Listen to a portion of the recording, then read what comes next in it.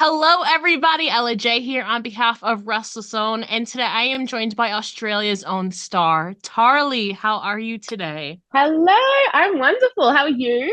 I am so excited to catch up with you. It's been literally 5 years since the last time Oh, we spoke, and wow. Oh my obviously, God.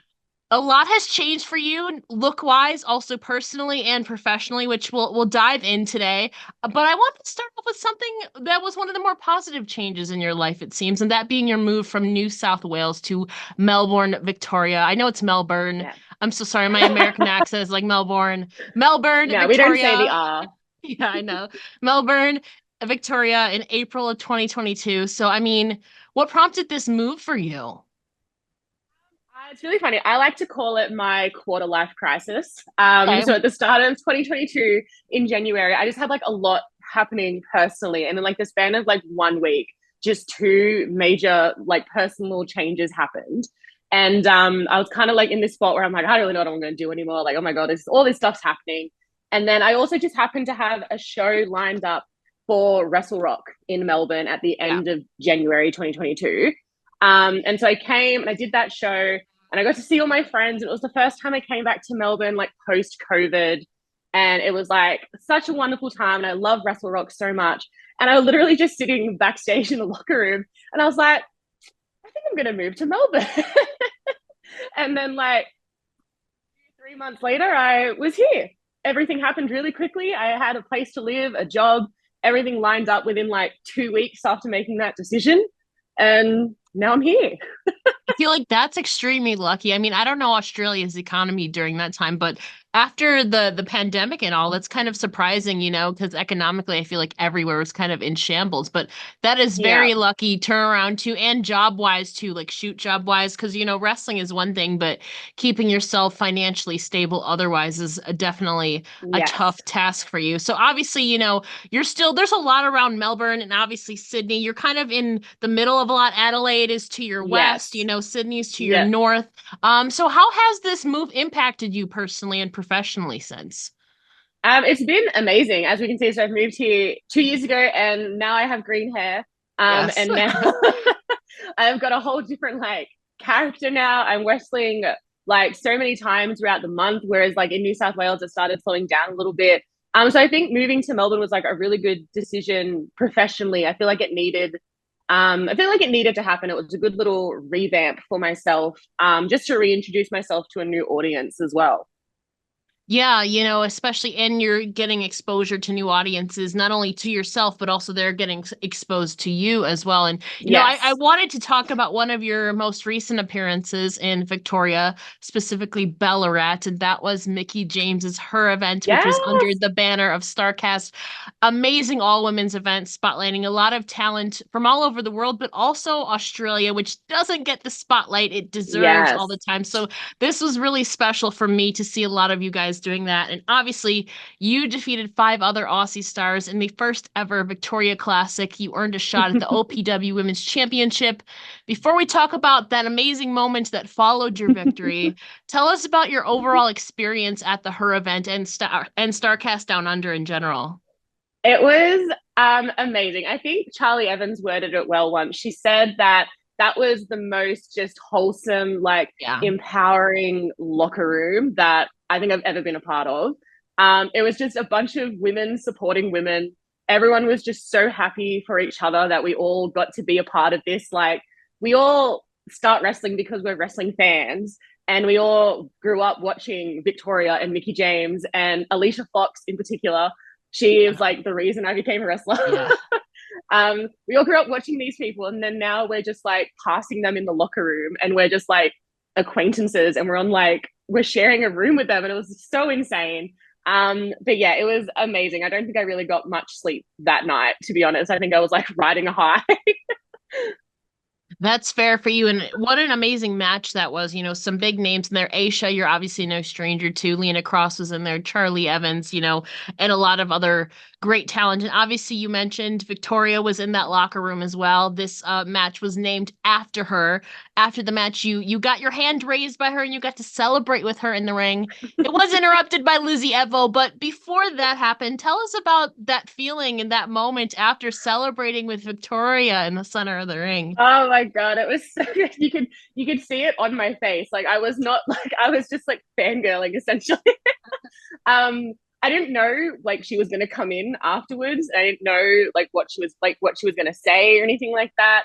And then she's like looking me dead in the eyes and she's like, I'm just so proud of you. And I was like, please don't do this. Like we're on TV. I'm gonna cry. Like we could say this backstage. But honestly, it was fantastic. Like I got to meet Victoria a couple years back for BCW was initially the Yeah. first time I met her. And she wrestled Kellyanne on that show. And she was absolutely lovely back then. And she's absolutely lovely now still. She's one of the most humble, just wholesome people I've ever met. Like, and I think one of the main things we all kept saying was like, every single person, Mickie James, Alicia Fox, Victoria, every single person was just so humble and so lovely and just amazingly sweet. And we were saying like they didn't need to be, but they were like like oh, it was just again just an amazing experience.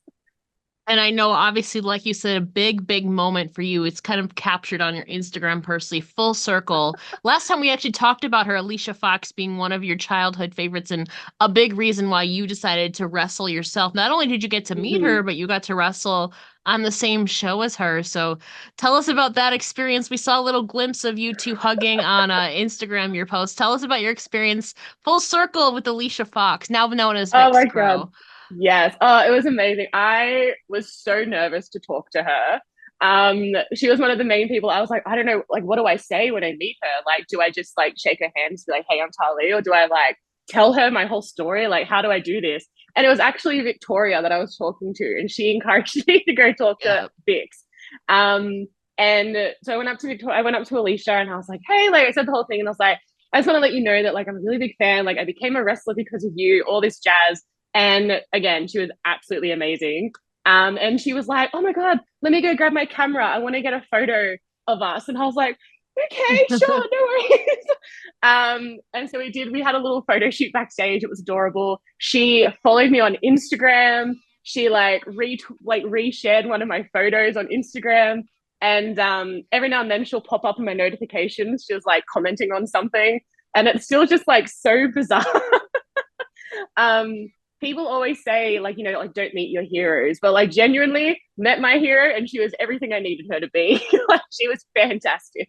Yeah, I met her a couple years ago. Sweetest human ever, you know, like a very, very underrated too and underappreciated. But I know you hold obviously a lot of appreciation for that. And so I can tell that that meant a lot to her and a lot to you as well. So love that full circle, not only a victory, but a full circle moment for you. You know, what a weekend for you it seemed like. And obviously, like you said, you were under the accompaniment of a lot of longtime vets, Mickie James, Victoria, Alicia Fox. Obviously, the guys were there as well. Did you get a chance to pick anyone's brain for advice? Or I know you're a vet yourself at this point, but did you get to pick anyone's brain for any advice or words of wisdom throughout that weekend? Definitely spent a lot of the time talking to like Alicia Fox and Victoria. There was Yeah, one point I was chatting to them, and Victoria was definitely giving me advice on like marketing yeah, and promoting yourself through like social media and everything like that.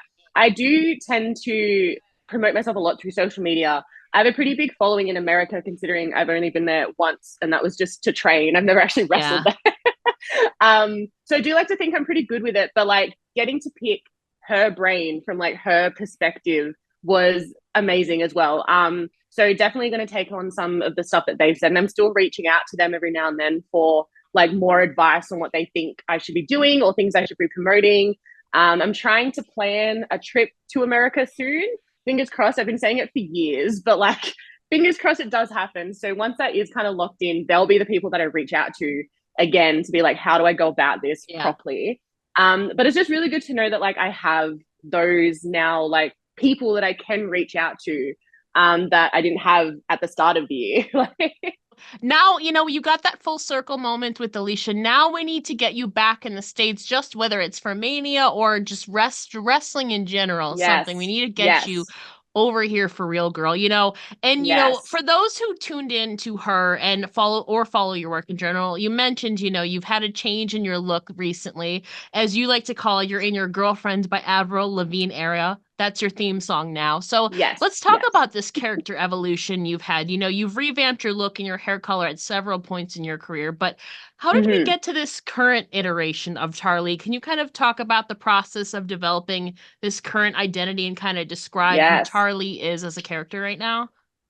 So the green hair was something I always wanted to do, but it's like green's my favorite color. Yeah. So I always wanted to go green, but it's like such a bold color, and I was like, oh, I don't really know if that's like if it's gonna work.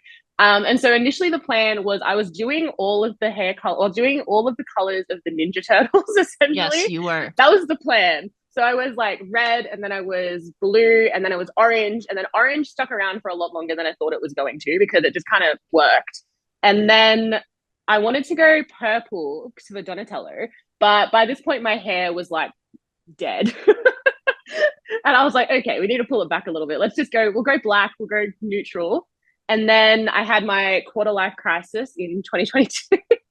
And as every female knows, you have a life crisis. You dye your hair, or you cut your hair, or you do something drastic with your hair. And so I had my life crisis, and then I was like, "Fuck it, we're going green." So we went green, and then it turned out amazing. And now I feel like it's not that I'm upset at being stuck with green hair. Like it's amazing, but I feel like I can't change it now because it's just like it's me now. Everyone associates the green haired Australian wrestler with Tarlee, so like I've got green hair for the rest of my life essentially now. um, which is fine. I'm fine with Yeah. that. So yeah, so the green hair came that way, and then from there, just the gimmick or the character kind of just developed over time, as like every wrestler would know. Like you start off with one idea, and then it just kind of like Branches off, expands and yeah. goes in different directions and whatnot. And then essentially where we're at now is I call it, yeah, my Girlfriend by Avril Lavigne era, or my hoe phase. So for a little bit of time, I had a relationship with Matt Hader in Australia. We had a little on again, off again, will they, won't they, little flirty relationship. And everything went amazing. And then at one show, he turned on me, kicked me in the face. We broke it off. It was really heartbreaking. And then I went through my breakup phase. Anyone that's been through a breakup knows there's many different stages of a breakup. So much And for we're your kind of happy just, ending. yeah, we didn't get our happy ending. Damn it. Um, and then, so yeah, we're kind of in our little hoe phase now. So I'm just a girl. I'm here for fun. I'm looking for love. I've got a little Wrestle Rock Beej. Me and Beej are doing our little fun thing on those Yeah. shows. But it's exclusive to Wrestle Rock. If there's another one out there, we'll catch that one. Now, since we're talking about a little bit of it's kind of pop punky as well, too, your look in general.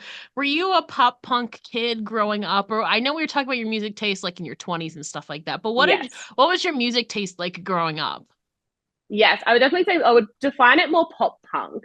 There was, I think, another reason why I kind of ended up changing a little bit of what I was doing to where I am now Yeah. was it's really bizarre. There was a tweet that was going around like maybe a year or two ago, and it was like, who is the most emo wrestler that you like know? And I got tagged in that a bunch. And I felt really bad because I'm very sorry, everybody. I don't listen to emo music. I'm Yeah. so sorry. um, I look like I do, and Yeah. everyone expects me to, but I'm very sorry. I don't listen to emo music. And then people would come up to me and they'd like try and ask me questions about like emo music, or like try and relate with things. And I'm like, I don't know what we're talking about, my dude. And so then I was like, okay, I don't want people to like think that that's what Yeah. I am. And so I'm like, okay, Avril Lavigne was always someone I listened to. I think she might have been the first ever concert that I went to, was Avril Lavigne, Skater Boy. I had the tie and the little mesh Yeah. gloves. Loved Avril Lavigne. So she was a big one. My year 6 formal I had my own dress made that was like black on the top and then green frill on the bottom. And I went in my sneakers and my, again, my mesh little thingies. Um, for Avril Lavigne at the time, I was always inspired by Avril. So yeah, I definitely would say ever since I was like 7, she's always been an inspiration for me. And it's really nice that I get, again, another little full circle moment. I get to now embrace that with me being 27, 20 years later, and she's still like a massive part of my life. I'm seeing Avril for the first time this summer when she's going on her greatest hits tour, and I'm so excited. Like I'm I, so jealous. I'm I like, I keep seeing all these posts and oh, I'm so jealous. I will post clips and tag you so you can see them. I think it's just her too, so it's like very intimate too, and like Oh, it's I don't think she has any openers, so it's just her and her greatest hits. So I haven't seen Avril. It's eluded me for what 15 it's eluded me for like 15 years now, but it's finally happening. I will be sure to send oh, you post thank you. You're gonna have the make best sure you see time. them. I'm so excited for that. Kind of since we're talking about your younger version of yourself, obviously you've been a wrestling fan for a very long time, but what did your younger version of yourself envision your older self doing for a living when she got older? Was it always wrestling or did you have other aspirations? I There were two options for me. Okay. It was be a wrestler, so go that, or it was be an actor or actor slash singer. I've always Yeah. wanted to be a performer. So growing up, I was a singer. I My mum put me in singing lessons. I did competitions, everything like that. Performed on stages, concerts, theaters, everything like that. So I was always a singer. And then when I was in high school, then I started doing like acting classes, and I got introduced to like yeah, like theater and whatnot. And so then it kind of went down that path, and I was more of like a theater kid. And then in my brain throughout high school, it was just whichever happens first. Like if theater happens first, and that was the route we were going to go. If wrestling happened first, then wrestling was where we were going to go. And clearly, wrestling happened first, Yeah. which is very handy because wrestling is theater. It Like, is, yeah. I'm like, it's the same thing. So I'm kind of ticking both boxes. So younger me is doing like exactly what she wanted to do, essentially. Now, obviously, I assume you're probably not a country singer. Maybe you are. What genre of music, when you were singing and doing these performances, would you find yourself kind of inclined towards? I was more of like a pop ballad girly. So I have a very projected voice. Like I can get it very loud, which is very handy in wrestling when I'm trying to like say something or Yeah. talk. But I was more of like a ballad girl. So I don't know if you guys know her very well, but she's an Australian singer, Delta Goodrem. Um, Okay. she was one of my idols growing up as well. So I done a lot of Delta Goodrem songs. Avril Lavigne was chucked in there every now and then, but it wasn't really my like style. I wouldn't say I was very good at doing Avril Lavigne. But yeah, I did mostly like Delta Goodrem like ballady type songs. Well, if for some reason you evolve and veer off this current character you're on, maybe you can sing your own theme song for Do a like a little future Jillian version of Hall moment. Tarlee. Yeah, Come out with a little microphone. We're ready to go. that'd be really, really fun. Since we're kind of talking about your character too, the last time we talked about your presentation, specifically your ring gear, you mentioned that you've taken inspiration from female warriors and Norse mythology and obviously Loki as well. And Teenage Mutant Ninja Turtles, obviously, as well. Where do you gather ring inspo from for the current version of Tarlee? It was definitely I would again go back to like pop punky Yeah. style and like the what like rock stars essentially. I do a lot of like a Pinterest, guys, if you ever need Yeah. advice, if you need tips, go to Pinterest. Pinterest has everything. So definitely looking up like rock star like aesthetics or like punk rock aesthetics, everything kind of like that. So that's where one of my really good friends, Pinfalls and Needles, she makes all my gear for me and she's amazing. I essentially just send her like vibes. I'm like, this is like the what I'm kind of after. Could you do something with this? We were like, main thing is it needed to be like black and green, essentially. We need to show off the booty because we got it. We're gonna flaunt it. And like meshy, just kind of mixed matchy vibes is what we were going for. And then she nailed the brief. So that's what my current gear is. I've actually got new gear that I'm getting made up for at the moment now that is very Avril Lavigne inspired. Speaking of Avril, um, same style, but just going to be more Avril Lavigne. So yeah, it's going to be very exciting. Okay. Well, we look forward to that whenever it comes out, and all of that. As you're assessing the wrestling landscape and ring gears, there's a lot of people stepping up their game. I appreciate a good gear. Who do you think has the best ring gear game or aesthetic in wrestling today, other than yourself? Ooh, in all of wrestling, like not just Australia, Yes. like everywhere. Yes. Ooh, Correct.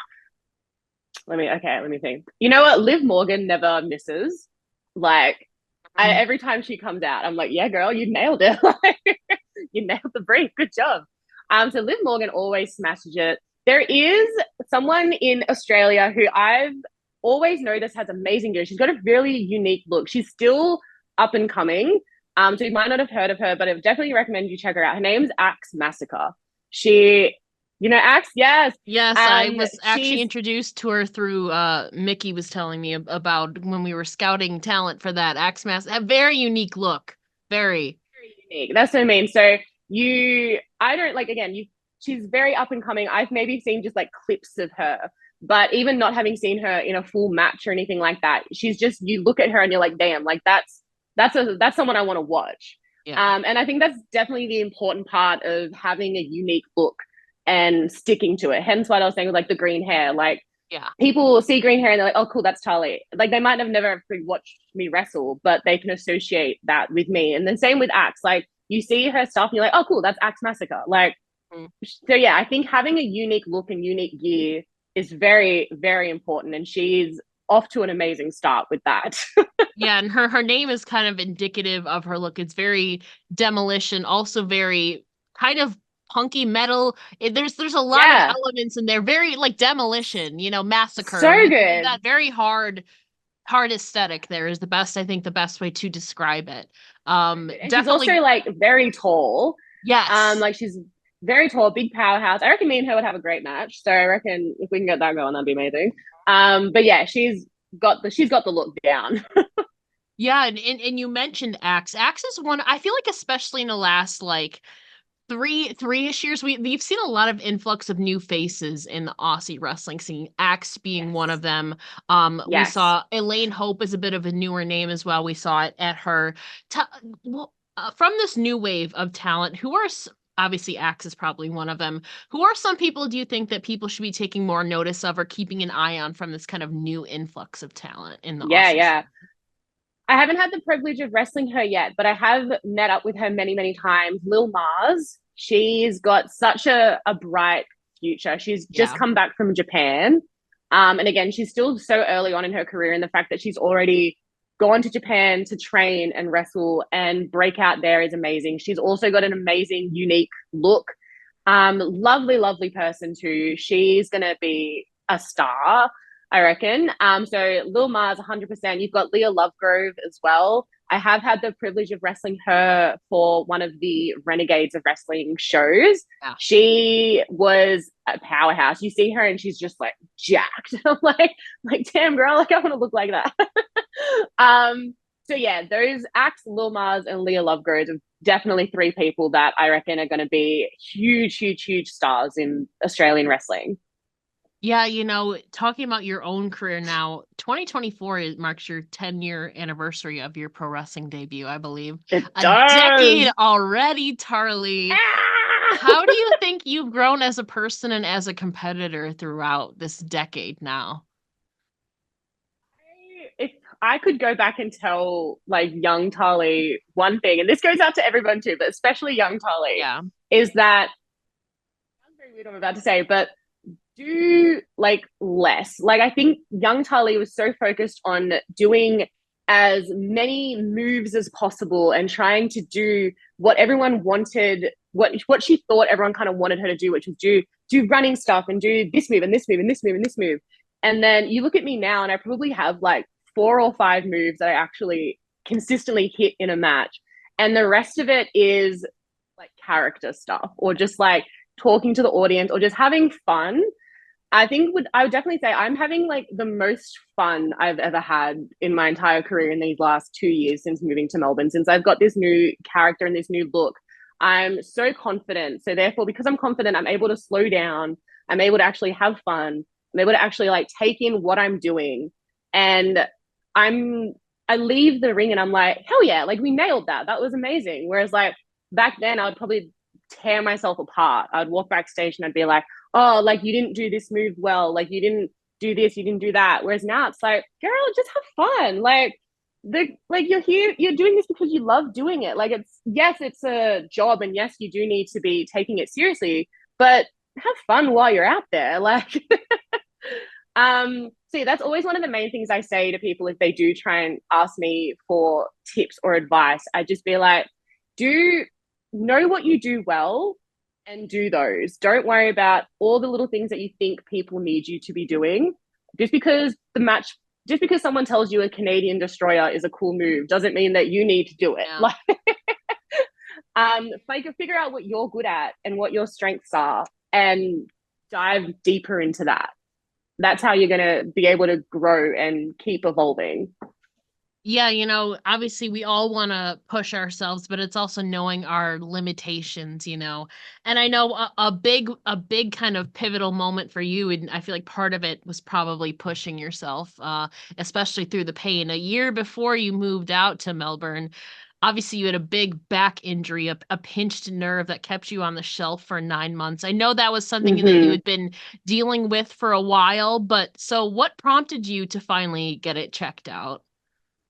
It was just getting to the point where I would finish wrestling and I would finish a match and I'd come backstage and I just couldn't walk for like 2 days. I would feel it happen in the match, and then you would have like adrenaline, so you would just kind of like keep going. And then as soon as that adrenaline wears off, like if I was sitting on the couch backstage, as soon as that adrenaline wore off, I was stuck on that couch essentially until I was able to like maneuver myself to the car. It was just getting to the point where it just wasn't, I wasn't living life anymore. It was just, I'd wrestle and then it would just put me out for a weekend. And so I didn't really understand what the extent of it was. I thought it was just like like I felt like it was like my tailbone essentially. And so Yeah. I just thought, I'm like, I don't really know what's going on. So I just ended up going to a physio for it. And I was like, can you just like give me a little massage or something, thinking that that was going to be it. And they were like, oh, no, like this is going to take a bit more time than that. And I knew that if I wanted to keep wrestling, I needed to take a break for a moment. And it's definitely scary knowing, or it's scary knowing that you're going to miss out on a year or several months of wrestling, because the second that you are gone, someone else comes up and takes Yeah. your spot.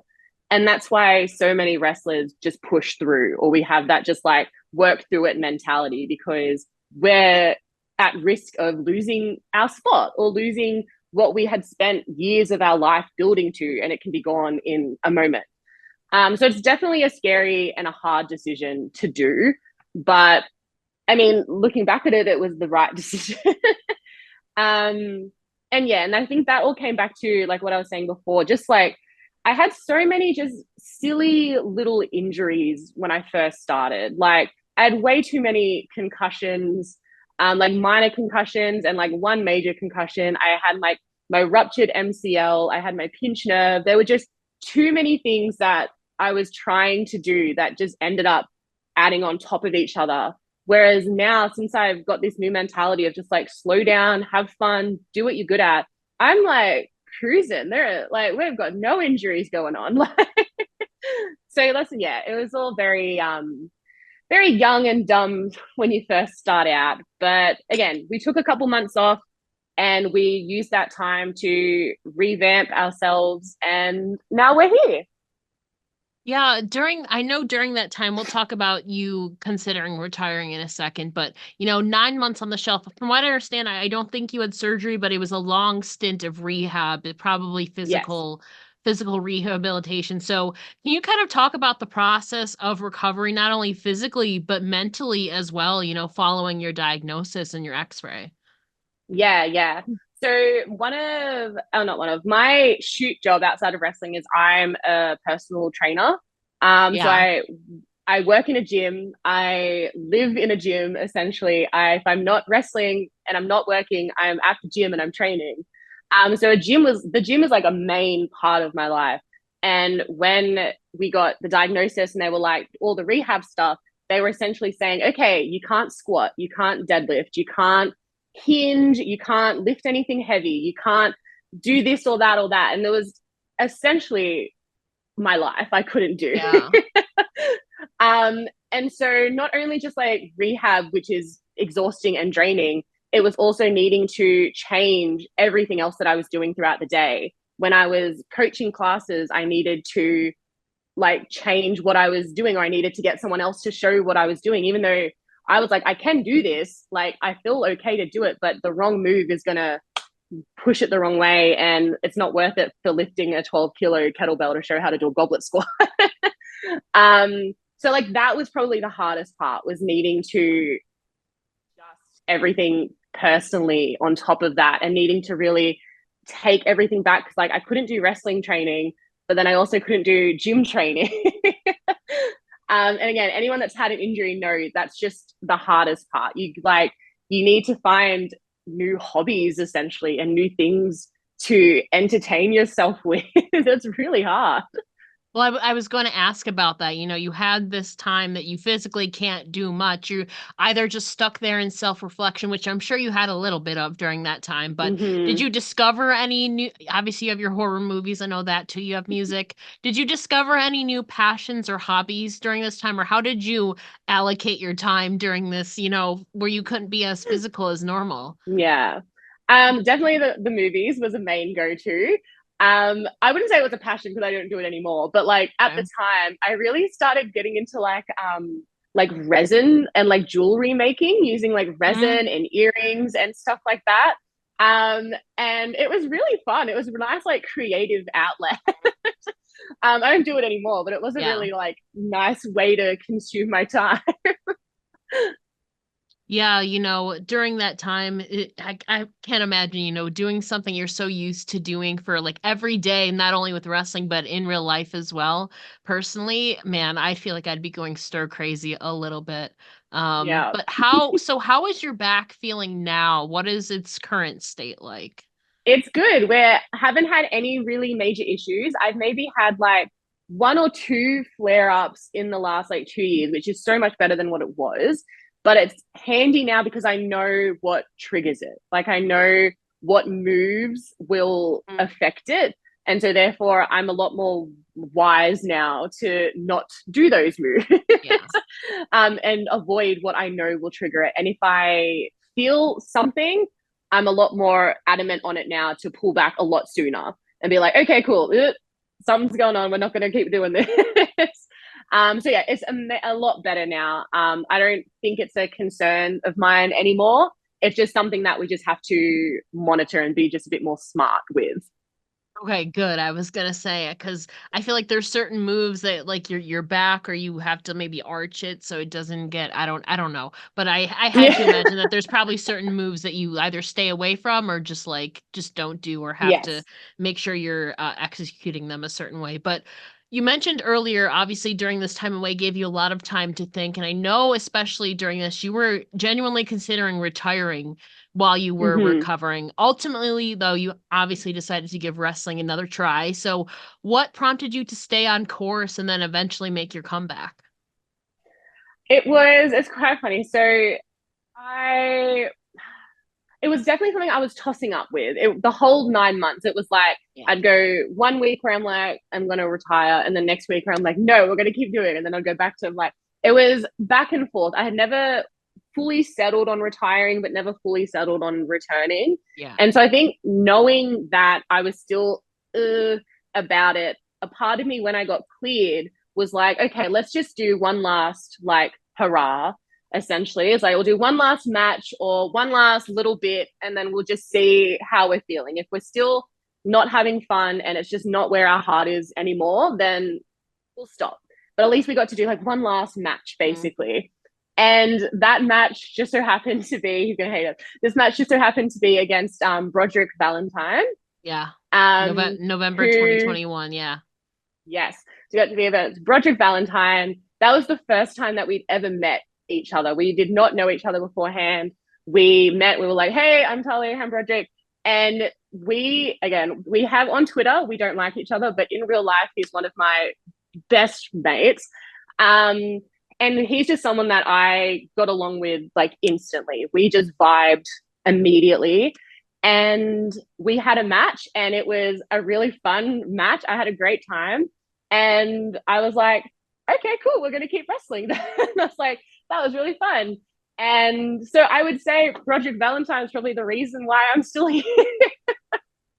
Well, thank you, Broderick, because we're glad Thanks, that Broderick. Tarlee is back, and I can't imagine that's such a tough thing, to come off something so literally painful and then you're away, you maybe develop new passions, you're not sure, because wrestling is so uncertain and there's always risks. But obviously we're glad that you've stuck with it. And obviously you seem a lot happier now in general too. Probably your move helped that a lot too. But then bouncing back from something like that is probably changed you as well. Not to get Yes, yes. existential or anything, but Philosophical. you seem a lot, yeah, philosophical. You seem a lot happier now, which is obviously really good to see. And two more questions for you. Since you've come back, you've had a lot of banger performances. So in the last, I guess, since your comeback, is there a certain match or moment you feel particularly proud of, and why? The most recent matches actually was for Renegades of Wrestling, me, Yeah. Aisha, and Charlie Evans. I'm just all around really proud of that match. I was really nervous for some reason backstage. Like everyone gets nervous before they wrestle, Yeah. but I was like, people were walking past me while I was like getting in the zone. They're like, "Are you okay?" I'm like, I feel like I'm gonna throw up. Like I'm like really nervous about this for some reason. It was one of the first times that me and Charlie Evans have actually wrestled each other. That's We got to rest crazy too. crazy, insane. So we obviously were in the her match together, Yeah. but because there were so many bodies, we didn't really get a lot of like Yeah. cross time. And so I think I was a little bit nervous to finally have like this moment with Charlie Evans, who obviously is such a big name and big star. And we got to kind of tease a little bit throughout that match, and I really didn't want to mess it up. And I think I put that extra pressure on myself. But then we were out there, and I don't know if you've seen the match, but at the start of the match, I accidentally spilled my Jack Daniels can all over the canvas, and it was a mess. It was not meant to happen. I just accidentally spilt it. And in hindsight, I'm actually quite glad that I did, because that was so funny to me, and it just took out all of the nerves and all of the stress that I had, and I was just like laughing at myself. And I think again, because I was just fun, I was having fun with it. I look back at that match and I'm like, that was a banger. We did, all three of us, I think, did an amazing job. um, there were so many moving parts of it, where like we needed to time things well. Like Aisha needed to get in at a certain point, Charlie needed to get, like, we all needed to flow really well. And every single one of us, I feel like, nailed it. So go team, go us. Crazy to think about. Yeah, Charlie's been in the game about the same time as you have, about a decade now, if not Yeah, we longer. started around the same time. Yeah. Yeah. That's crazy that We just never, yeah, have never you had a crossed true paths. one-on-one yet in your No, nope. Wow. It's crazy. Nope. Wow. It's on the list. Hopefully it happens. Yeah. But no, I think if me and her had a one-on-one, it would be an absolute like banger. Oh So yeah. Oh hopefully it yeah. does happen. I agree. Just no more. Maybe I would say maybe spill your Jack Daniels every time, but maybe because then it's wasting it though. You want It's that for wasting yourself. it. Yeah. Yeah, yeah. Yeah. I was like really upset about it actually. That's so funny. Now, did it slip like in the center of the ring, or like where in the ring? Did you guys slip? I'd feel like I'd be afraid to slip Oh, and that fall on was my the main ass. thing. It was like, so I did my little like pose in the middle of the ring, and I had the Yeah. Jack Daniels next to me. And then as I've stood up, I've like stepped on it essentially, and it's spilled everywhere. And I tried to pick it up, and then when I picked it up, it's like overflowing, and it just wouldn't stop. And then I tried to clean it up as best as I was, like wiping it up with my hands. And then I think I was just spreading it, and it was just not going very well. And then, yeah, so it's kind of, luckily I was out first. So it had like a little bit of time to soak into the Yeah. canvas. Um, if you watch it, you can see all of us at the start of the match. We're trying to avoid the Yeah. wet patch in the middle of the ring. That's so funny though. I'd feel like it also like did it reek because it probably smells like alcohol then. I like Like, probably I'm used to it, but like, it fair probably enough. did. Fair Probably enough. to whoever was on after us, they probably fell into the mat and was like, "Why does it smell like Jack Daniels?" Like, Yeah. That's so funny though. Now you just know, to keep an eye on that Jack Daniels. yes, yes, I'm gonna hand it to people from now on. Yeah, yeah.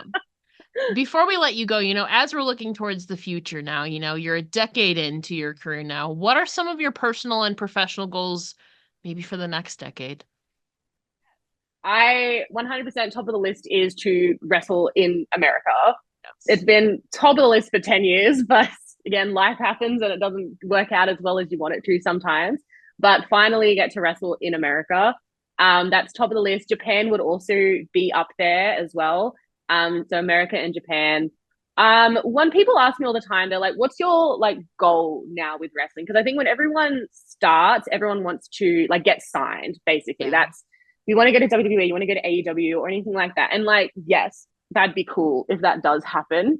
But I'm at this point now where I just want to be like remembered, essentially. I want to, if I do have to retire at some point, then I want to know that I left my mark in Australian wrestling or just in women's wrestling or at somewhere. I want to just be remembered.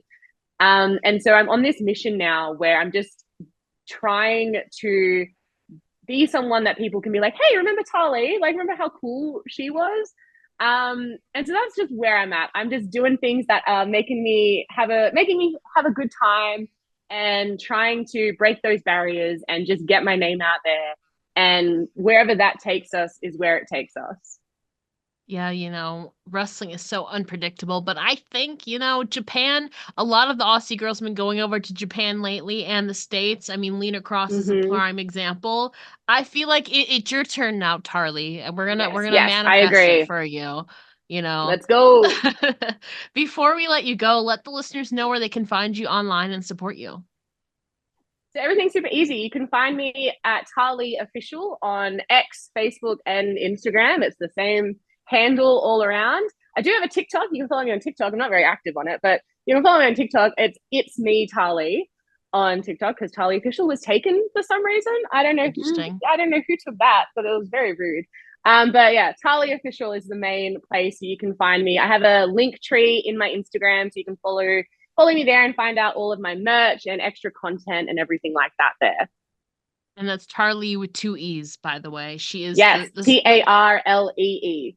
she is the star of Australian professional wrestling. Tarlee, thank you so much for joining me here today. It's been a pleasure getting to catch up. Thank you so much for having me. This has been so fun.